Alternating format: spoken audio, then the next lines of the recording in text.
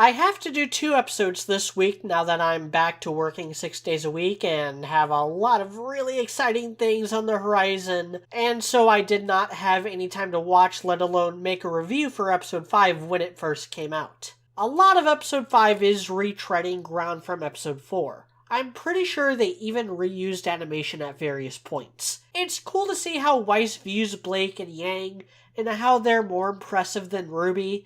It's clear that Weiss still doesn't understand why RWBY was allowed into Beacon 2 years early, and why she was made the leader. Yang and Blake have far fewer discrepancies because their place in Beacon is closer to what Weiss would consider normal. I don't like that Sleepy Klein is just a reskin version of Dopey Klein. I was hoping that all the Kleins would be very distinct. I'm also going to be perfectly honest. I don't like this version of Mirror Mirror. Mirror Mirror is one of the few RWBY songs I genuinely like, and the best part about it is how calm and sorrowful it is, and how Casey Lee Williams used a more soothing octave than her usual pitchy rock self. This version is too high-pitched and squeaky to really have the same effect. Made even worse that this is Pyrrha and it just doesn't really make sense.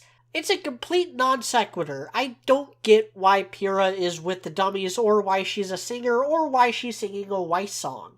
On the flip side, episode 6 is my favorite episode thus far because it actually raises some valid points about Weiss's character that were only ever glossed over in the main show. We find out RWBY and Yang were kept in the tower close to Weiss's heart. Blake keeps finding a way into her sacred places no matter how much he tries pushing her away, and it finally gives a little more meat to her outside the alternate design gimmick. It also has some of my favorite shots of the series. I have no clue what an Ouroboros has to do with Weiss, but it makes for a cool setting of one of the episode's action set pieces. Speaking of the action, while none of the action outside that first episode has wowed me, the stuff in episode 6 was pretty good in its own right. I'm still convinced that Shaft was not the right pick for the show, but it's decent enough. Overall, I think it was a good idea for me to wait and do both of these episodes together. It's a show that's very light on substance, and not worth analyzing until we have the full show to pick apart. But it's keeping me engaged, which is really difficult right now. RWBY Ice Queendom is just deep enough to keep me interested, but shallow enough to where this doesn't feel like homework. Which is how I prefer my RWBY material.